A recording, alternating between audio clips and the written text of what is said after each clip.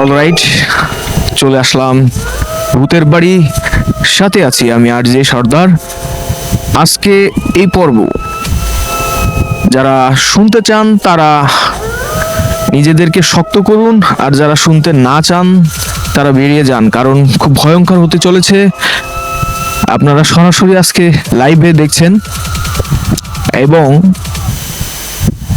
আপনারা বাস্তব ধর্মী একটা গল্প যদি বলতে চান সেটা ভুল হবে, কারণ এটা কাহিনী আমরা বলবো যেটা ঘটেছিল। একটা ঘরে মিষ্টি বানানো হতো হোটেলের জন্য।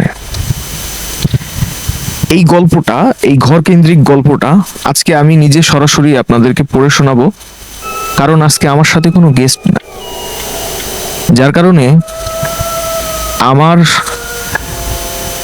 আমাকে যে গল্প পাঠানো হয়েছে সেই গল্পটা আমি আপনাদেরকে পড়ে শোনাচ্ছি, বলছি যে কাহিনীটা হয়েছিল তার সাথে। এটা লালনের বাড়ি কুষ্টিয়া থেকে একটু সামনে, পদ্মার নদীর চরের কাছাকাছি। সেখানে মিষ্টি বানানো হতো, এবং তাদের কথা হচ্ছে জিন এখান থেকে যাতায়াত করত, কিন্তু কখনো আমাদের সমস্যা হয়নি। একটা সময় আসলো যখন দেখলাম যে পরপর মিষ্টি বানিয়ে রেখে যায়, ঠান্ডা মানে হয়, এসে দেখি যে মিষ্টির সেই হাঁড়িগুলো ফাঁকা। তারপর 2-3 দিনের মাথায় একদিন হঠাৎ করে আসলো, এসে মানুষ আকৃতিতে ভেতরে মিষ্টি খাচ্ছে। এমন একটা মুহূর্ত, যে মুহূর্তটা আসলে যিনি গল্পটা লিখে পাঠিয়েছেন উনি বলতে চাচ্ছেন যে এই মুহূর্তটা তার কাছে খুব কঠিন ছিল, কারণ দরজা বাইরে থেকে বন্ধ ছিল, এবং দরজা খুলে লোকটা যখন ভিতরে ঢুকলো তখন দেখলো একটা বিভৎস চেহারা,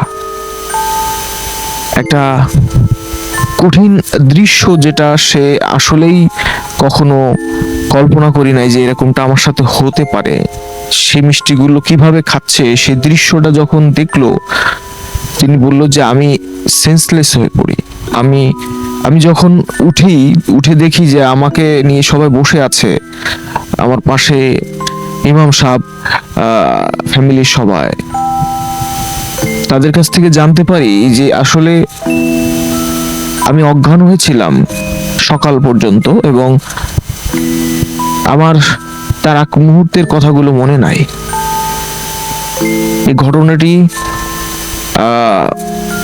অসম্ভব মর্মান্তিক পর্যায়ে যাবে দর্শক আরো সামনে। তার আগে বলে রাখি, যারা আমাদেরকে শুনছেন, ভূতের বাড়ি, আমি সাথে আছি আরজে সর্দার, এবং আপনারা যদি আপনাদের ঘটনা লিখে পাঠাতে চান আমাদের মেসেজ করতে পারেন। আর যারা সরাসরি স্টুডিওতে আসতে চান তাদেরকে আসতে হবে খুলনাতে। আপনাদের ঘটনা মূল্যায়ন করব অবশ্যই, এবং চেষ্টা করব এভাবে পড়ে শোনাতে।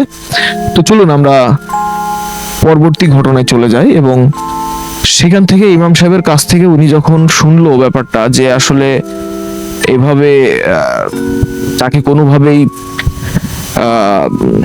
অচেতন থেকে ফেরানো যাচ্ছিল না, তখন জিন হাজির করা হয়, এবং যে জিনটা তাকে অজ্ঞান করে রেখেছিল সেই জিনটা যখন আনা হয়, তখন তার যে একটা অকাল্পনিক দৃশ্য ছিল তার কাছ থেকে বের করা, সেটা যখন তাকে বর্ণনা করে ইমাম সাহেব, তখন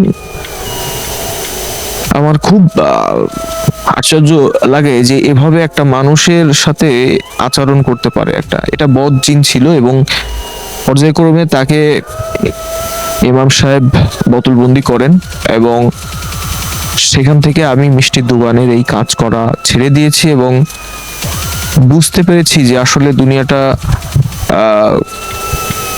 এমনই, যেখানে বিভিন্ন ধরনের প্রাণী আল্লাহ পাক সৃষ্টি করে রাখছে, জিনও তার মধ্যে একটা। তো তার ঘটনা ছিল আজকে এটা, এবং ঘটনাটি আমি পড়ে শোনালাম। আরো যারা আমাদেরকে মেসেজ করে তাদের ঘটনাটা পাঠাতে চান অবশ্যই পাঠাবেন, এবং আপনাদের ঘটনাকে আমরা পড়ে শোনাবো। আর আমাদের চ্যানেলটিকে এখনো যারা ফলো দিয়ে রাখেন নাই অবশ্যই ফলো দিবেন এবং পাশে থাকা বেল আইকনটি প্রেস করে দিবেন যাতে করে আমাদের ভিডিওটি আপনাদের কাছে প্রথমেই চলে যায়। আর ভিডিওটিতে অবশ্যই একটা লাইক করবেন, একটা কমেন্ট করে যাবেন আপনার মতামতটি। তো ধন্যবাদ, দেখা হবে, কথা হবে অন্য কোনো ভিডিওতে অন্য কোনো দিন। সেই পর্যন্ত সবাই ভালো থাকুন, সুস্থ থাকুন।